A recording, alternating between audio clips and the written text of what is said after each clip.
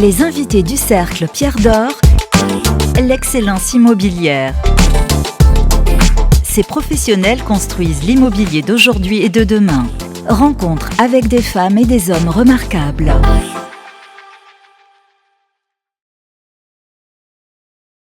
Bonjour et bienvenue sur imoweek.fr. Nous avons le plaisir dans ce nouvel épisode d'accueillir Sébastien Chemouni. Bonjour. Bonjour Eric. Bonjour Sébastien, vous êtes directeur général de Ophi Invest Real Estate SAS. Merci. Tout à fait. Merci de nous faire le plaisir de participer à cette émission. On démarre, on est en début d'année, encore février, c'est toujours le début de l'année. Quelles sont vos ambitions? Est-ce que vous avez 3 ambitions que vous pouvez nous dévoiler pour Ophi Invest Real Estate SAS pour ce début d'année 2025? Alors, c'est déjà merci de m'avoir invité sur ce plateau aujourd'hui. C'est pas facile de trouver 3 ambitions, encore moins facile de les classer. Donc, je vais vous les donner dans un ordre qui n'est pas Vous faites travailler un petit peu, voilà, c'est qui ça. n'est peut-être pas les préférences. Mais la première ambition, c'est le déménagement. En fait, nous sommes portés acquéreurs d'une tour à Issy-les-Moulineaux, la tour Keiko, en fait, qui nous a été livrée en fin d'année dernière. Et donc, avant la fin de l'année, nous allons déménager dans cette tour, qui va être la maison commune pour le groupe AEMA. Ça me permet de, entre parenthèses, d'expliquer un petit peu le groupe AEMA. Le groupe AEMA, ce sont 3 compagnies d'assurance, donc la Massif, Oui. Abeille et Aesio. Et la 4e marque d'AEMA, c'est la société de gestion d'actifs qui s'appelle Ophi Invest. Donc AEMA, une partie de la Massif et Ophi Invest vont déménager dans cette tour en fin d'année. Et comme vous le savez, un déménagement, c'est l'opportunité de faire beaucoup de changements. Et donc j'espère que ce déménagement va bien se passer pour nous et pour les équipes, parce que c'est encore une fois beaucoup de changements. Et donc c'est ma première ambition pour l'année 2025. Voilà, et cette tour Keiko dont on a beaucoup parlé sur ImoWeek, c'est vraiment un lieu, c'est très agréable de déménager là, j'imagine. Ah bah, oui, la tour est superbe. Elle répond à tous les derniers critères de développement durable. Elle a beaucoup de vues sur la Seine et sur Paris. Ça va être très bien d'y vivre et de faire partie de la maison commune AEMA. Ça, c'est pour une première ambition donc, que vous allez concrétiser cette année. Une deuxième ambition, Sébastien? Oui, alors la deuxième ambition, c'est de promouvoir la marque Ophi Invest Real Estate. Comme vous le savez, c'est une marque très récente. Elle a moins de 2 ans. En fait, elle est née de la fusion entre Aviva Investor, Real Estate France, et AEMA Reim, ainsi qu'une 3e société, Ophi Pierre, donc qui a donné lieu à Ophi Invest Real Estate. Donc, c'est une marque toute jeune. Et pour moi, l'ambition de 2025, c'est de promouvoir cette marque et surtout de démontrer au travers de cette marque une excellence et un professionnalisme hors pair des équipes d'Ophi Invest Real Estate. Donc ça, c'est quelque chose de très important, bien sûr. Cette fusion, elle était nécessaire? C'était important de la faire, justement? Oui, parce qu'en fait, on s'aperçoit que c'était 2 sociétés de gestion différentes, pas du tout complémentaires. On faisait le même métier, mais pour le coup, tout était doublonné, donc il fallait absolument faire effectuer cette fusion. C'est ce que nous avons fait depuis mon arrivée, voire même un petit peu avant, depuis début 2023. Voilà, donc maintenant, en 2025, la fusion est quasiment faite. Donc on est sur un autre pan de la feuille de route qui est le pan de la croissance et le développement de la société, de la structure. Et encore une fois, et pour ça, il faut faire connaître la marque, bien sûr. Et surtout, au travers de la marque, c'est encore une fois le professionnalisme et l'excellence des équipes, parce que nous rendons un service immobilier à nos investisseurs. Une belle ambition, de la fierté même autour de cette façon de vouloir justement la faire connaître. Et une 3e ambition, Sébastien? Alors la 3e ambition est très très liée à la Oui. 2e. Je pense que beaucoup de dirigeants aimeraient ou rêvent d'être entourés de la meilleure équipe. Moi, je peux dire qu'en 2025, c'est le cas. Et mon ambition, c'est de garder mon équipe toute l'année 2025, voire au-delà. Ça, c'est mon ambition. C'est pas une ambition d'avoir la meilleure équipe. Je l'ai déjà. C'est une chance. Et mon ambition, c'est de la garder. Voilà, ça c'est aussi une difficulté que rencontrent beaucoup de chefs d'entreprise aujourd'hui, effectivement, garder les bonnes équipes. Mais je suis sûr que vous allez y arriver. Alors, tout cela, ce sont aussi, à travers Ophi Invest, de belles réalisations, de beaux programmes que vous allez sortir cette année. Vous en avez peut-être 3 encore, puisqu'on aime bien ce chiffre 3 chez ImoWeek à nous proposer. Oui, alors j'ai des opérations qui sont terminées aujourd'hui.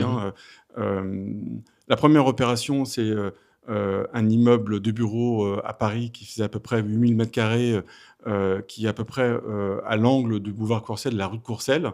C'est un immeuble de bureaux en fait, qui avait une station-service au rez-de-chaussée, qui est assez connue parce qu'elle était ouverte toute la nuit. Et en fait, c'est un immeuble qui a été rasé il y a 3 ans par les équipes d'Ophi Invest Real Estate.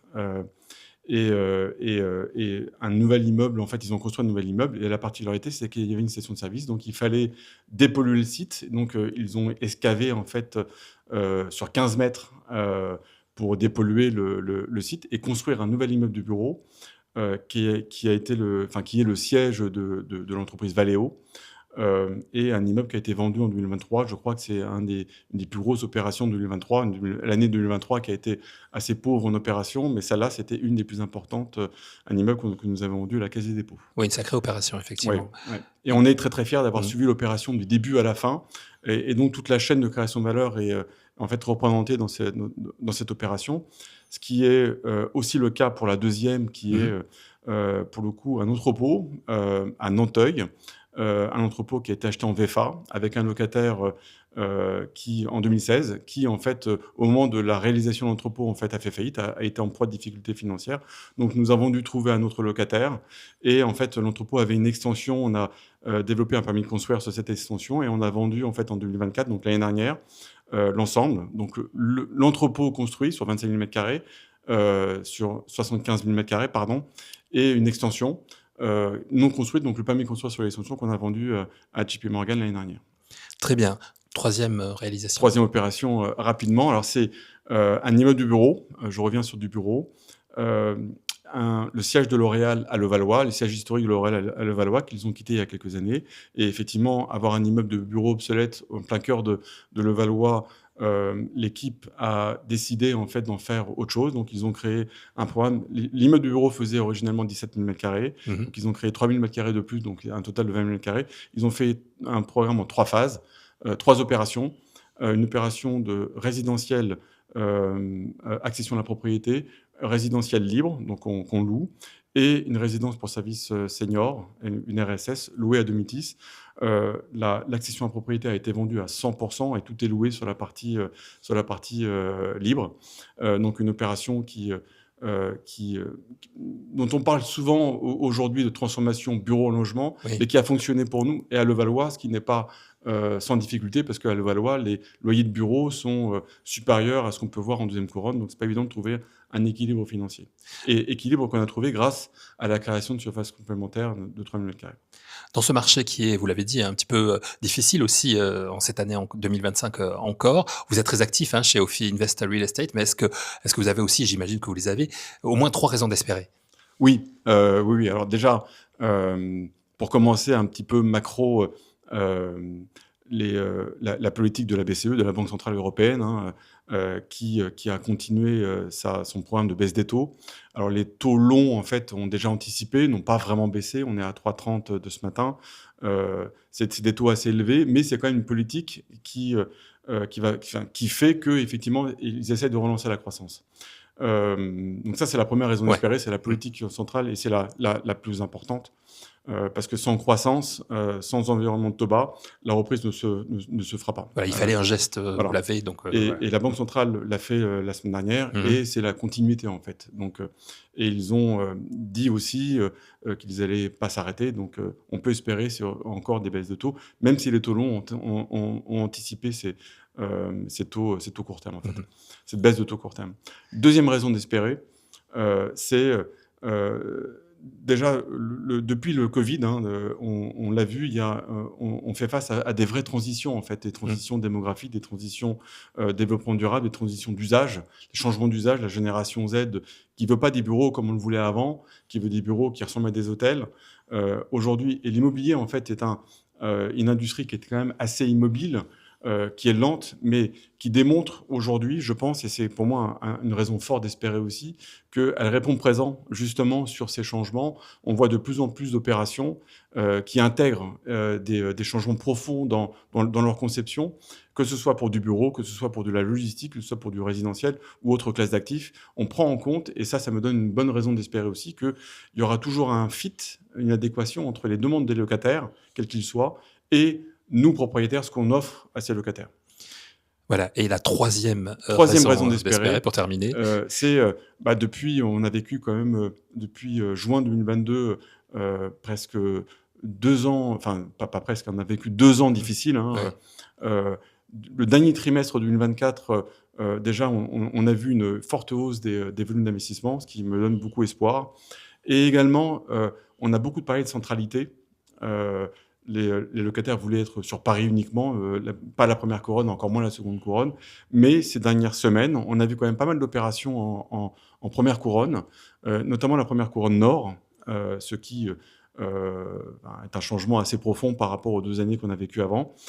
J'ai en référence opération d'ICAD sur le Pulse, 29 000 m². J'ai référence aussi l'immeuble CDC Pimco, le Rhapsody avec L'Oréal sur 19 000 m². La Défense aussi est en train de bouger pas mal, hein. Il y a pas mal d'opérations qui se font, transactions, mais aussi locatifs, avec Sanofi qui vient pour 37 000 m², je crois. Voilà, donc c'est tout un... Et il y en a d'autres, hein, mais des transactions qui se font, qui me donnent espoir sur le fait qu'effectivement, il y a une reprise en cours, et pas que sur Paris intramuros, mais aussi en dehors de Paris. C'est bien de terminer sur des notes d'espoir. Merci beaucoup, Sébastien Chemoni. Merci, Eric. On notera que Ofi Invest Real Estate donc, sera dans la tour Keiko à Issy-les-Moulineaux à la fin de cette année 2025. Merci beaucoup. Je vous en prie, Eric. Merci. Merci à vous d'avoir suivi cette émission. À très vite pour un nouvel épisode sur imowi.fr.